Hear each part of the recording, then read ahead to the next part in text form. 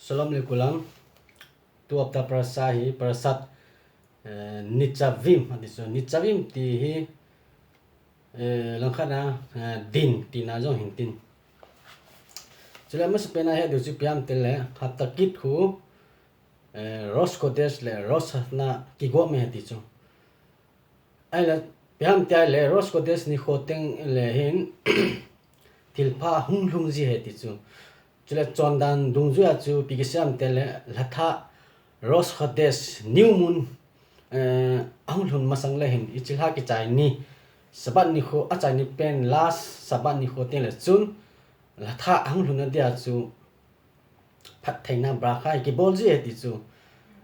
ai la ilul ha ki chai na pa sabat ni kho nu kha pen isu Israel ha ahun ding ta le ichi pa chu bra kha phat thaina a ki bol ji po ti chu ichi pi je ham tia le ai china chu magit mejari kitia mahin arabi pa rabi bar sem top minahi hitin se tisu asemin ama ta in Israel ha hi phat thai abu he tisu ya chu hon phat thai na dam thai no hi kinai je he tisu ya chu kum khat sunga la som la khat ti lowa Israel ha ti lowa hi ai hon phat thai na pa iki thum tho he tisu ai la pi wala Israel ha anglun le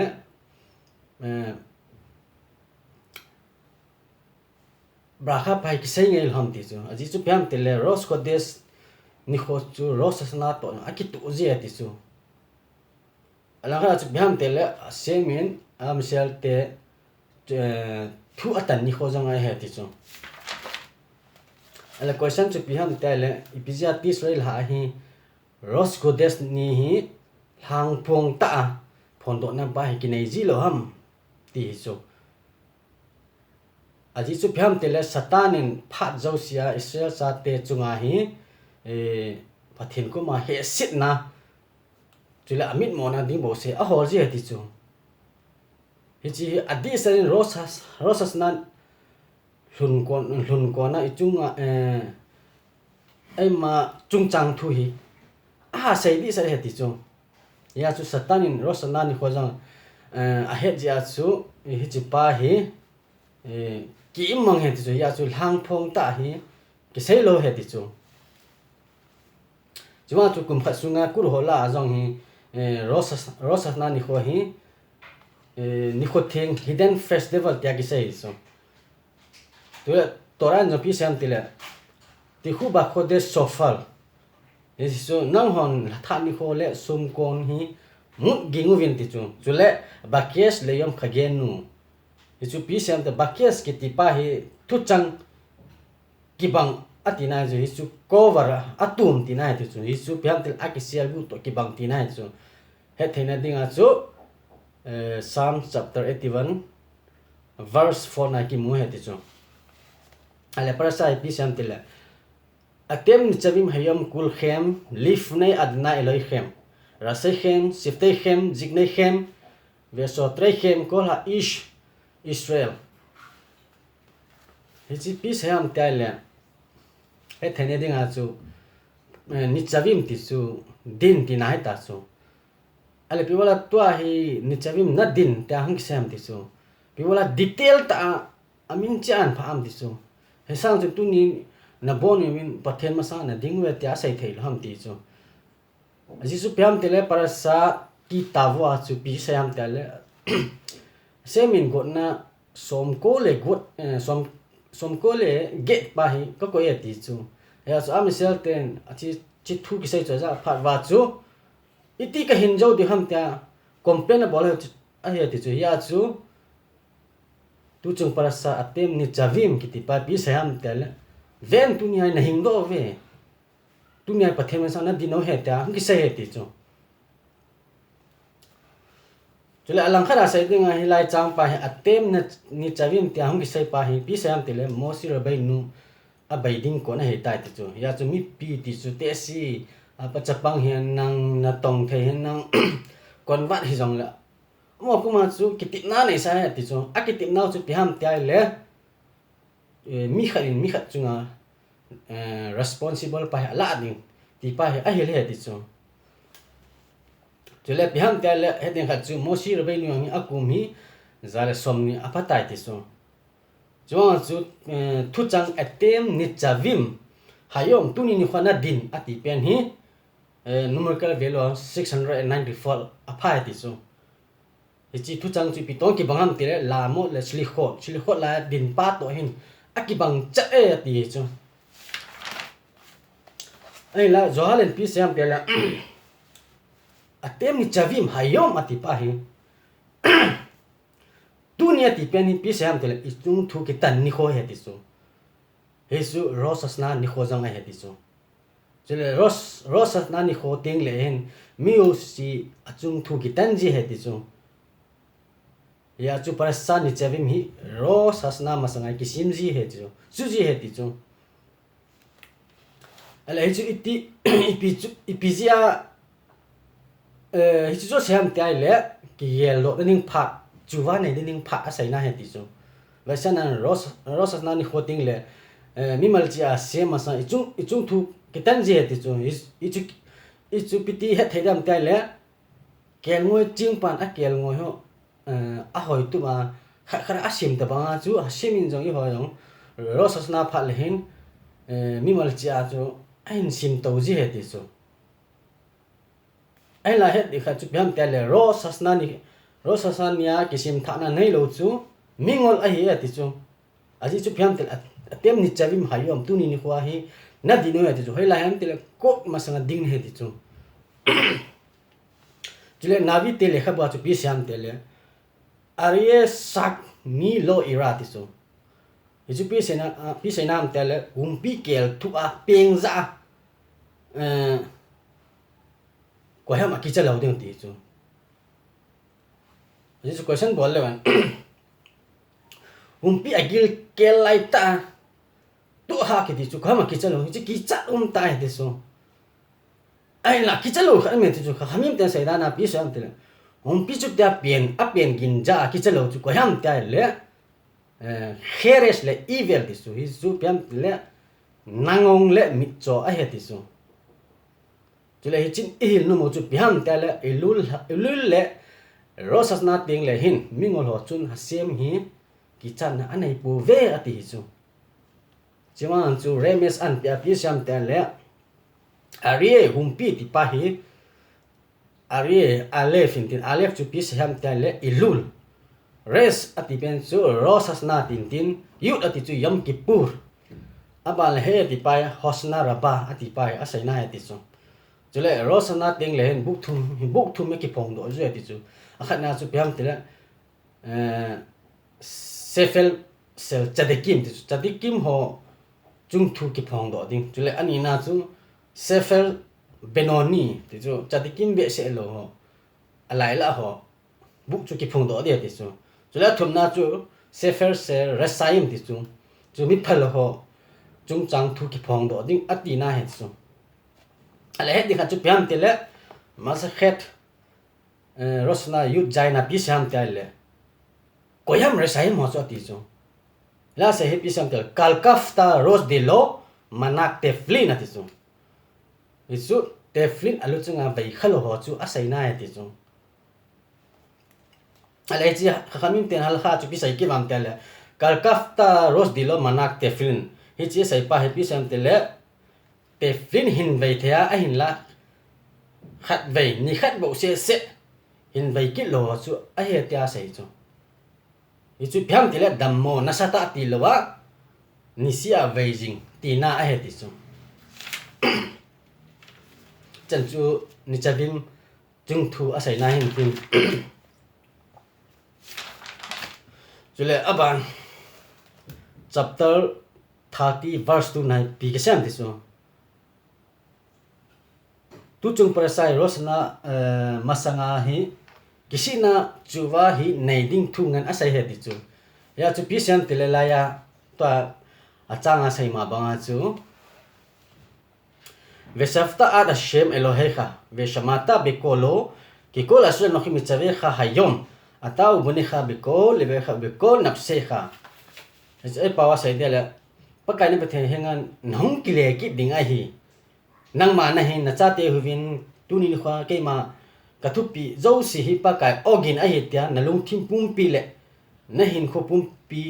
a na ngai jing ding a hi ati su hi chi pi sai nam ti le tun question bol le hen kile ki ti pa te suwa ti na su chi ipyam ti le iti bol ding ham ti chu ivira chu te suwa ki chu kile ki ti na en tin chu mi kha chun a ton sik na muna ko na chu hung kilia tora le thil pha bol ding a ki tha sim na nei pa chu a he ti chu ai la rabi luba bi chen pi sham tai le chi chung chang a hi kile kit ati pa te chuwa ki ti thu chang nga ne ti chu chu taf shin wap bet he ti chu ta fin pi sham tai le tamim tia im eloke kha ti chu nang man na pakai na pathen dinga mi ta ta na hi te ding ai ze ti chu ya he thiam ti le Devarim chapter 18 verse 3 na kimun tin hi chin hi lu mo chu piam tai le mi kha chun chuwa di ta abol te na dingin alungela kon athil bol khi ho chu kisina di ta anaya ki ta om ngai he ti chu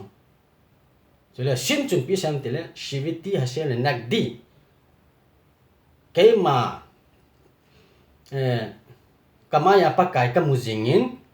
hizihin khathapi zitlamin apangin su ling hoi a hi pongi Psalm chapter 16 verse 8 na hi ichin hi nu chu biam tile imalam jo sia hi asem akingaya ta sana na ya chule imajo si asem asema ko na hin ama simsa jingbo a he ti chu he jingai he ti chu chule vap in ipi an sai kilam te we have ta lir kha kamo kha ti chu ichin ko do chu piam tile nang ma na ki ngai lut banga na hin na kom jong hi na ngai lut ding a he ti chu Vaikra chapter 19 verse 18 na ki mon tin ai lai chi Rabbi Zalman liadin pi sham tai le ngai lut ding ki ti hi Devarim chapter 6 verse 5 na ki mu banga nang man na pakai na pathen chu na lung thim pu pia chu le na than nei na yo sia na ngai lut momong ding a hi ti ki sai na he ti chu ha chu mi kha chun chu ba a bol thaina ding chun alung thima asopi ngai lut na di ta anai ya achunga ki sai ma banga ama aki ngai lut banga asopi yang chu a ngai lut ding a hi ti ya an hi le chu achale abana hi bet him pi sam te le because they are who ti su they are who chu na chinelam lama he pakai thu bo hi phong do na ti chu chu tile amana lam pi yo sina sem jang pi de ti Proverbs chapter 3 verse 6 nai ki mun tin e chin e hil nu mo chu pi ham te le mi kha chun chuwa abola athil tu ho jo si chu hasema ko na hin chule ke ma dinga thil pa hai ding a he ta gel ding hita chu o ngai he ti chu chule achai na he pai bien va sakinam tile hachania le khet im hashem isun na pathen nunga kinim sata lam na zot ding a hi chu Micah chapter 6 verse 8 na ki mointin ichi thu gol hin e hil nu mo chu biam tele mi kha chun athil bo na yo sia ching theita thil abol nga ye ti chu ima yo sia sem ya thanai pen le chule achung nung pen a hi ti chu a gel do jing ding chu ti le chuwa abol na chu kineu sa ji an he ding cha ko na chu semin thin thon na pi ting le ma chu lam pi de pui huya de ti chu chule abana chapter 30 verse 59 pi sham tai le ven tunin ke man nama sa hin na le thilpha ko koi pin chule thina le thilsi jang ko koi pi tia sei chu ele la ya do na chi ibola positive apa na bana negative a chai ham ti chu hichi midras in pi sham tele Bereshit chapter 27 verse 20 na pi sham tele iska Yaakov phathe bu in chun orere kha arul orere kha barul ati chu he chu nagaw sap chu gaw sap chang ding chule phathe na bu chu phathe chang de tia sei chu ale bola midras hi ta chu se ham tia le aji chu chadikim ti ho hi hichile sina hi gan thei hasan ho thu ma sara hi chi yo ti le chu anu na pa chu a he ju he ti chu ai la ra sai mo chu hi le mas pen hasemin ba kha thila thum yo hi chu a pi ju chu a ban ting le hasan ho chu he ki ju he ti chu ya chu toran fin siam ti le delena ka pi na hi ati chu hi su piam te thina le thil si chu chu le hin khole thil pa he te an sai chu ai la chi hi thil pha le thil si ati ma sa zo ding hilom ti chu aji chu piam te mi khat chun a chunga wang sin ho ang lun ma sa chu taw na pai an nei jinga he ti chu hi su hung ding a hi ti han lang ti hi zong le taw na pa chu nei jinga he ti a sai chu ve sanan garmain asai na chu ko i kha aki kam dam kha le aki kan ang ki kam dan kha le chun hon pa ha tai ti chu jiwa chu toran pi sam tile hin khole thil pha ta a hin sai ma sa chu pi jam tile thina le thil si zong le chi te ni chu ma sa sa lo ding a he ti chu aji chu byam tile chi thina le thil si nama sa le no dan na ki kam dan thei he ti chu ija chu dei han na pa byam tile in khole thil pha chu masa sa ding a he ti chu he chin hil nu chu byam tile a pha le si chu go tu ding dan chu he ti chu basa kinan talmun hin ta sai chu kho khara chun ne ding hello ding te le na hui si lang te le hoi si pen chu na tau pi masa dam te a sai chu ai la chi talmun pi sam te le ne ding hello te ding na tau pi masa de he ti chu pi jam te le ne ding hello a he le na pa su athu zo lo de he ti chu ja chu sem na sai na biam te le hin kho chu ne anei ma sa le abana zo thil pa hin bol be the te a sai chu alang khara hin kho chu poi mo he ti chu ja chu sem in blessing a pi chu mi him a hing na lai ho ai je ti chu ai la prasa hi a khat na in khole thil pa chu le thina le thil si te a sai chu ai la alang khara chu biam te le a khat na chu thil pa bo ati ding jo he ti chu aji chu biam te le thil pha chu kon akila adi ham tile mim ai nga lai khan akila nga he a he ti chu ya chu khaim hin kho chu ko ya ding ham te le mim a hing na lai ho a ding he ti chu ai lai hin kho le thina ti pi sai na ham ti hi chi sang chun a pha le si ati thelo ham ti chu aji chu hilaya ai hin nu mo chu biam te le rasai mo hi chile sia hi hình như lại long là thì to ta khát hi tao về tia sai na hi chu hết thế này tiếng miguel ho hi chile si na hin a tao na chu don bun na ki pi poi ti chu bijenam tile vasana Isaiah chapter 1 verse 12 na pi siam tile hitin se chu kahengan hung ting le ko hem ke ma in pi chon thang dinga ko wa tia sai chu yesu asemin rasai mo ko ma asai na he ti chu aji chu biam tile mi phalo khat chun kol bono anh ko che ya anh la tu wa kisina pa anai lo chu asim ade hi po ti chu ya chu mi khat chun taw na nei ma sat na dia chu pi bolam tile chu wa kisina pa hi anai ma sat nga he ti chu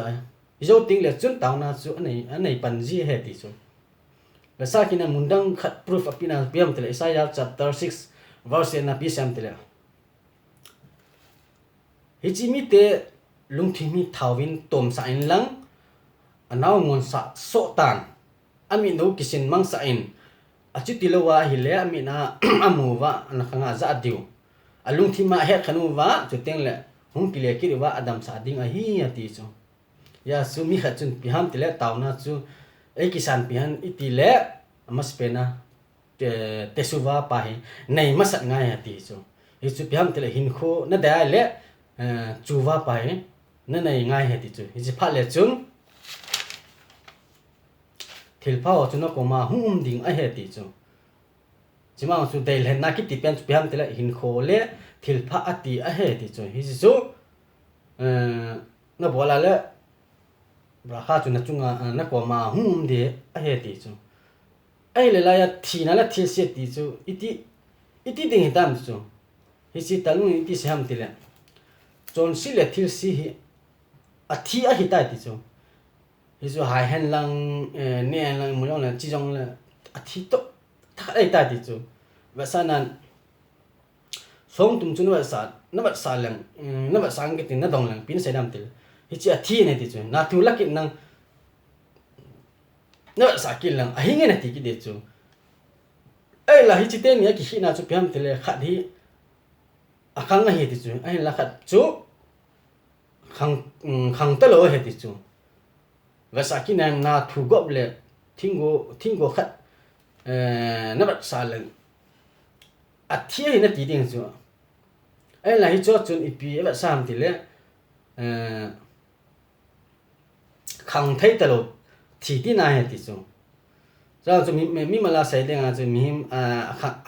a khang thai ki ti chu a hing ti na he ti chu ai la a khang thai lo chu a thi ti na he ti chu ai la am ho chun hình thế hình lang ai là thia hết thì cho mà cho pizam thì là nè năng imu năng chỉ lệ giống là thì to rèn khát hết tại thì cho chỉ cho mà cho là gạo làm mà hi khăn tông nó bay tờ lâu hết thì cho cái chuyện này nó một chút biếng thì là gạo làm ít thì khăn tông tiếng ham thì cho hết thì cho lệ chỉ lệ xí ra hi khát ít thì cái hết thêm tua khăn tua ít thì pista đi ham thì cho hi chu he ti chu pathe ni hin kho le thil pha ko koi pi e ati na asai na chu he ti chu chuan chu akhan na hin kho ati hi ai le hin kho chu iti nei ding ham ti chu chuwa nei ngai he ti chu pha le chun bra kha I chu nga chu hum di he ti chu ai la thina thil sia ti ma chu thina ki ti chu mi khat khang to ta lo a he ti chu hi su athi ma sa thì ta bằng hi tai ti chu ai là thì na ki ti chu se min mi ching mi chunga alun sa pha le ji he ti chu chule hi chi jong hi ros na ma sa ki sin sa na phai ti chu wa sa na pa na sa dam thai na za na da ya le pi ham te le chu wa pai na nei ngai ti chu chule tora lo pi da ni ga sai len khazal ham pi sa ham ti chu shimot rabba chapter 33 verse 1 na pi sam tele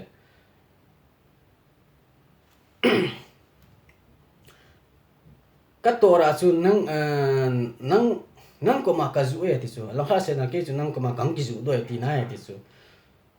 ala pasuk danga chu pi sam tele Exodus chapter 25 verse 2 na chu